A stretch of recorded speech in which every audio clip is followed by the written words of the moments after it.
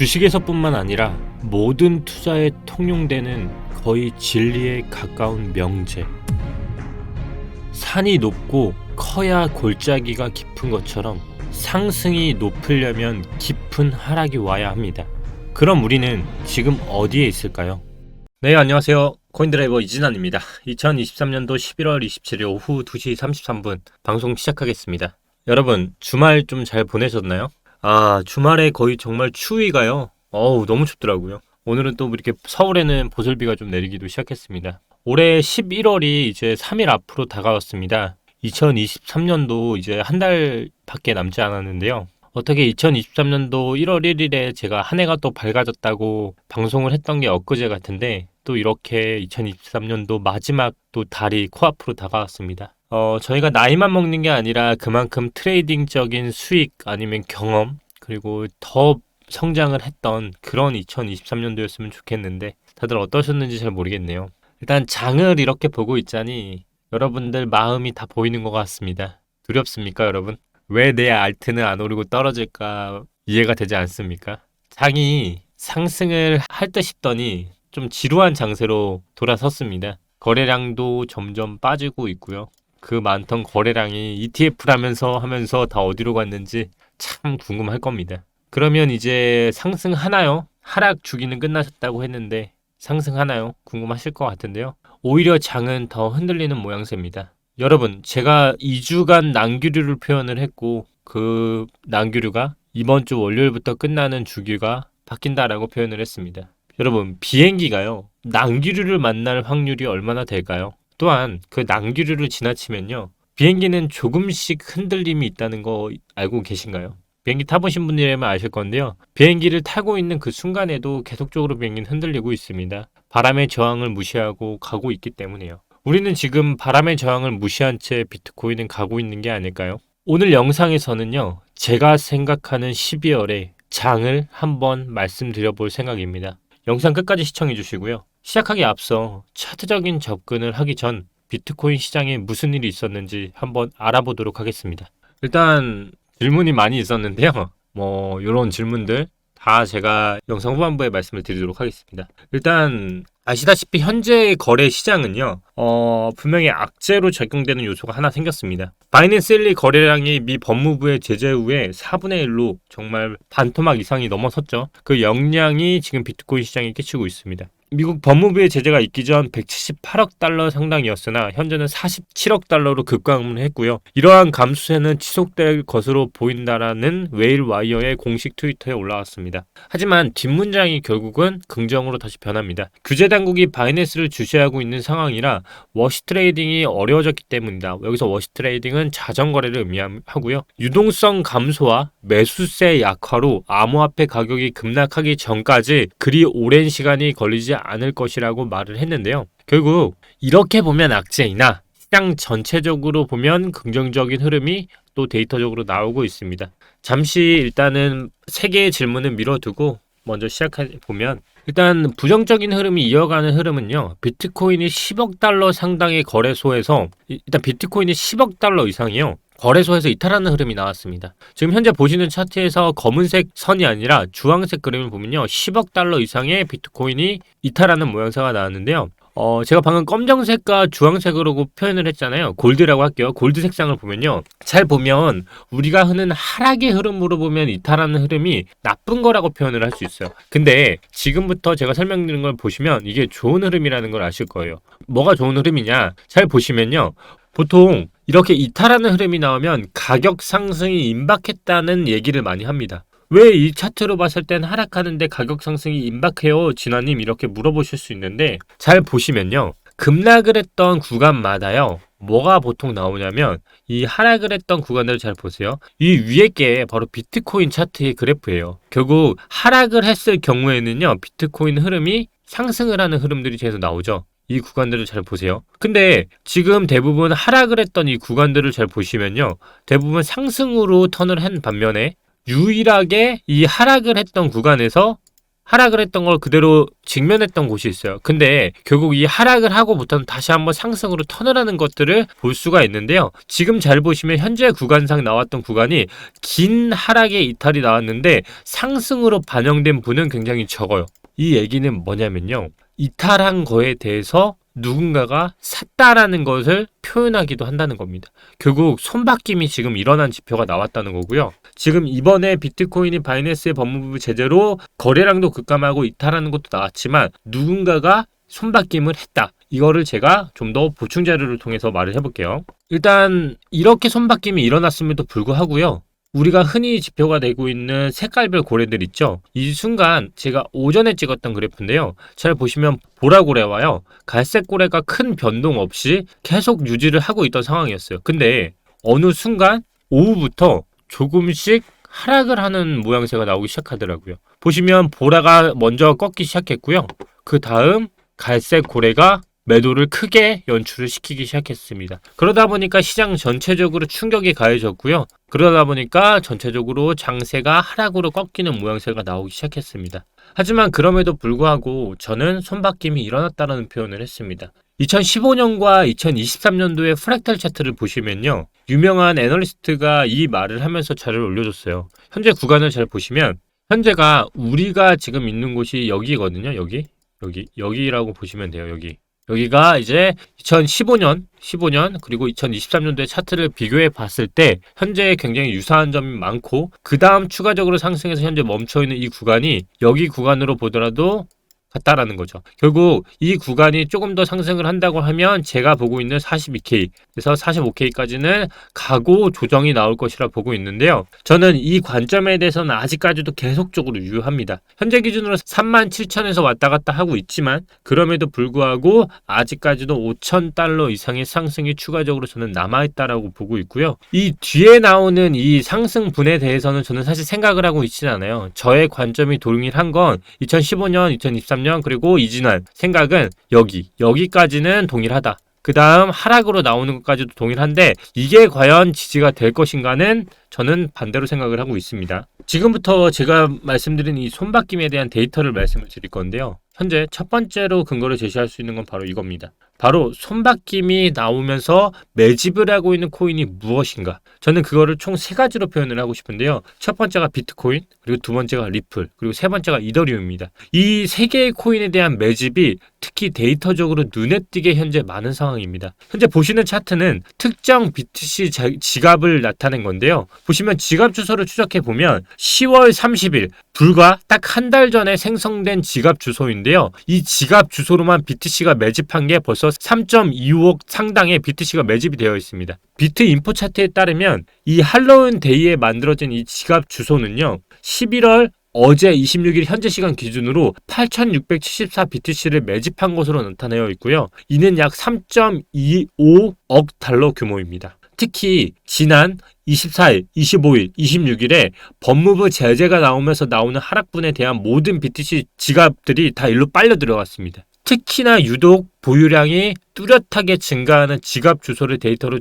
증거로 될 수 있을 것 같고요. 또 하나는 바로 이 RT의 숨고르기라고 표현을 했지만 리플에 대한 매집이 굉장히 높다는 겁니다. 암호화폐 애널리스트 알리가 인투더블록 데이터에 인용해 리플 고래들이 지난주입니다. 총 682만 달러를 매집한 것으로 나타났다고 전했습니다. 저는 리플에 대해서 계속 말씀드리지만 저는 스웰 전에 파는 게 가장 좋다고 말씀을 드렸고 확실히 스웰이 끝난 후부터 리플은 다시 한번 가격을 800원대로 내려왔습니다. 하지만 저는 리플은 IPO까지 봐야 하는 코인이라고 말씀을 드렸죠. 결국 저는 리플이 3개월 정도의 시간이 필요하다고 말씀을 드렸고 지금 현재 2개월이 지난 시점에서 특정 고래들은 리플을 계속적으로 사고 있는 데이터가 나왔다는 게 의미심장하다고 볼 수 있습니다. 세 번째는 이더리움이라고 말씀을 드렸는데요. 현재 보여주시는 데이터를 잘 보시면 바로 기관들의 이더리움 보유량이 급증했다는 것입니다. 그동안의 이더리움이 어떤 코인이었습니까? 지금 계속적으로 보유량이 감소하고 있었던 이더리움이요. 고개를 들었습니다. 바로 얼마 되지 않았고요. 이더리움 ETF가 출시됨과 동시에 이더리움의 고개를 들기 시작했고 기관들이 지속적으로 사고 있다라는 게 데이터적으로 이제 표출이 되기 시작했습니다. 이 차트를 보면 우리는 과거에 비트코인이 시작됐던 이 부분을 생각해 볼 수 있습니다. 비트코인이 이 고개를 든 순간부터 비트코인은 더 이상 저점을 주지 않았습니다. 저는 똑같이 이더리움도 현재 기관들이 지속적으로 매집하고 있는 세계 중에 하나라고 표현을 할 수 있을 것 같습니다. 현재 비트코인은 2022년 5월 이후로 18개월 만에 가격인 38,000달러에 도달을 했습니다. 추가 상승하거나 횡보하지 않고 다시 한번 37,000달러로 회귀를 하고 있는 모양새가 나오고 있지만 38,000달러에 있는 매도벽이 사라진 이후부터는요. 다시 한번 500달러가 이동한 38,500달러의 매도벽이 구축되어는 있지만 그 아래로 정말 촘촘한 매수벽들이 나타나고 있는 것으로 봤을 때 저는 지금 지속적인 흔들기 안에서 무엇인가를 노리고 있다고 볼 수 있을 것 같습니다. 제가 아까 최근에 추가적인 상승을 일으킨 건 보라그룹과 갈색그룹이었습니다. 하지만 불과 제가 몇 분 전에 보라고래와 갈색고래가 매도로 돌아섰다는 표현을 했습니다. 분명히 이 둘은 현재 매도 우세의 포지션을 유지하고 있는 것은 맞습니다. 하지만 제가 지난 영상에서 말씀을 드린 것처럼 단기 매도 세력과 장기 매수 세력이 있다는 것을 잊지 말라고 말씀을 드렸죠. 단기 매도 세력은 단기적인 수익을 청산시킬 뿐입니다. 하지만 우리는 내년 1, 2월에 5만 달러의 선물 옵션이 굉장히 많이 포지션이 되어 있다는 걸 잊지 말아야 합니다. 이 5만 달러의 포지션까지 저는 상승은 계속적으로 일어날 것이라 보고 있고요. 특히 총 3가지 비트, 이더, 리플은 제가 멤버십뿐만 아니라 본 영상에서 계속 말씀드리는 포트의 최소 50%는 이 코인들로 구성을 하라는 이유가 이런 이유에서 나올 것이라 봅니다. 알트코인에 대한 방향성은 지금 다시 한번 얘기를 드리겠지만 이 항상 50%에 대한 안정권 있는 코인들의 비중을 어떻게 세팅하느냐에 따라 여러분들의 남은 2023년도 수익률이 달라질 것이라 저는 생각을 합니다. 결국 38,500달러의 벽에 막힐지 아니면 뚫을지가 결국 관전 포인트가 되겠지만 뚫기 전에 하락이 나오더라도 저는 크게 두려워할 필요는 없다고 생각을 하고요. 다시 한번 줄 수 있는 마지막 기회라는 것은 변함이 없습니다. 이 와중에 시세는 상승을 하고 있지만 비트코인에 대한 검색량이 떨어지고 있습니다. 현재 비트코인 시세는 상승으로 이만큼 올라왔는데요. ETF 이슈 이후에도 이렇게 하락을 하다가 ETF 상승을 하고요. 다시 한번 하락을 하는 모양새로 따라가지 못하고 있습니다. 그만큼 우리 주위를 보더라도 비트코인에 대한 관심도가 활활 타오르는 장만큼 올라오지 않다라고 볼 수 있는데요. 이것 또한 부정적인 게 아니라는 겁니다. 왜냐하면 진짜 상승은 시작되지 않았기 때문에 오히려 투심이 말해주는 것처럼 아직도 그린 영역에 있다는 것입니다. 진짜 활성장은요. 여기에 있지 않고요. 익스트림 피어로 여기서 나침반이 내려오지 않고 있을 겁니다. 결국 지금은 아직까지도 상승으로 가기 위한 언론 단계가 지난 이제 여기 안에서 열정이 붙는 단계에서 지속적인 잠재 가능성을 가지고 있다라고 보는 게 더 맞은 시각일 거라 생각을 하고요. 분명 시장에는 불씨는 붙었을 겁니다. 시장 전체에 새로운 뉴비들이 들어와서 만들어져야 할 거고 바이낸스와 법무부 이슈가 잠시 그 불을 꺼트릴지언정 결국 대세를 바꾸지는 못할 겁니다. 물줄기를 바꿀 수는 없을 것입니다. 시장을 잠재우지 못할 것입니다. 이 시간에도 누군가는 지속적으로 매집을 하고 있다라고 데이터적으로 오늘 보여드렸습니다. 지금부터 저는 저의 개인적인 생각을 차트적으로도 말씀을 드리려고 합니다. 이 이야기가 여러분에게 시장에 희망을 갖길 바랍니다. 다시 질문으로 돌아가 왜인지 하락이 아직 안 끝날 것 같은데 너무나 무서운 것 라고 표현을 하셨죠. 리플 차트로 보여드리겠습니다. 제가 생각하는 리플의 그림입니다. 근데 리플이 4시간 봉으로 봐도 하락으로 돌아서고 있죠. 자, 월봉으로 보겠습니다. 어떤 봉이 나왔을까요? 바로 윗꼬리를 달았습니다. 저는 리플이 11월에 이대로 끝날 것이라 생각을 합니다. 그러면 제가 아까 12월엔 어떤 봉이 나올 거라고 말씀을 드렸죠. 저는 이렇게 생각을 합니다. 리플은 제가 생각했던 것보다 좀 더 빨리 움직였습니다. 근데 12월에 만약에 리플이 턴을 한다고 하면요. 한 번 더 11월에 이대로 끝났을 때 저점 11월의 월봉의 저점이었던 787 한 번 저점을 깨고요. 그 다음 나머지 시간은 12월에 윗꼬리를 다 말아 올려서요. 1월에는 상승으로 가는 흐름으로 이렇게 나오지 않을까 개인적으로 생각을 합니다. 이 이유를 왜 그렇게 생각하냐고 물어보신다면 저는 이렇게 대답하겠습니다. 787 11월의 저점이었던 이 부분 있죠. 이 부근을 12월경 다시 한번 하락으로 깨고 다시 한번 쌍바닥을 만들어서요. 이제부터는 상승으로 이 패턴을 벗어나면서 나머지 시간을 돌리는 흐름으로 2024년을 맞이한다고 했죠. 이거를 이해하려고 하면 제가 가장 좋아하는 봉들을 이해해야 합니다. 첫째, 1년봉입니다.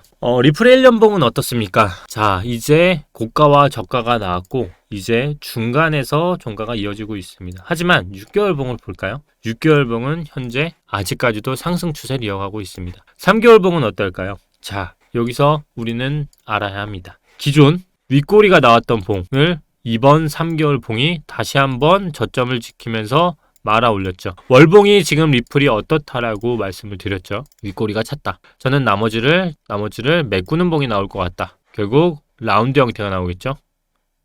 그게 결국 컵앤 핸들이 나온다는 얘기입니다. 그리고 3개월 봉으로 봤을 때 이 봉은 언제 끝날까요? 3개월 봉은 1월 1일에 끝납니다. 결국 12월에 생성되는 봉은요. 현재 진행 중인 3개월 봉이 여기까지도 도달할 가능성을 열어둔 상태에서 봐야 한다는 겁니다. 결국 3개월 봉은 지금 상승 추세를 계속 이어가고 있고요. 아직까지도 갭을 채우지 못한 상황에서 횡보 중에 있다라고 보는 게 더 맞습니다. 또한 기존 직전 3개월 봉이 무엇을 만들어 놨냐면 이미 여기 나왔던 매물대를 테스트를 하고요. 고점을 높여놓은 형국입니다.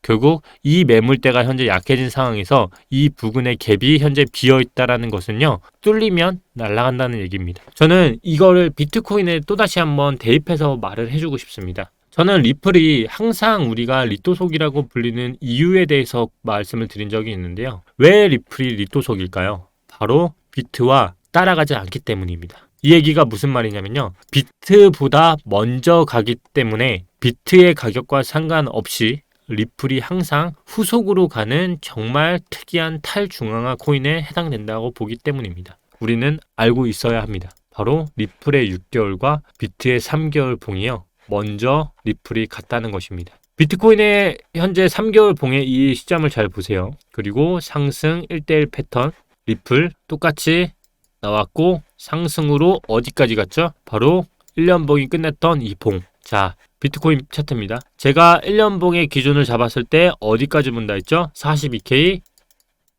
45K. 이 사이에서 저는 매도를 보고 있다라고 말씀을 드렸죠. 그 기준을 봤을 때 가격은 46 나오죠. 46K 걸리는 거 보이시죠? 리플.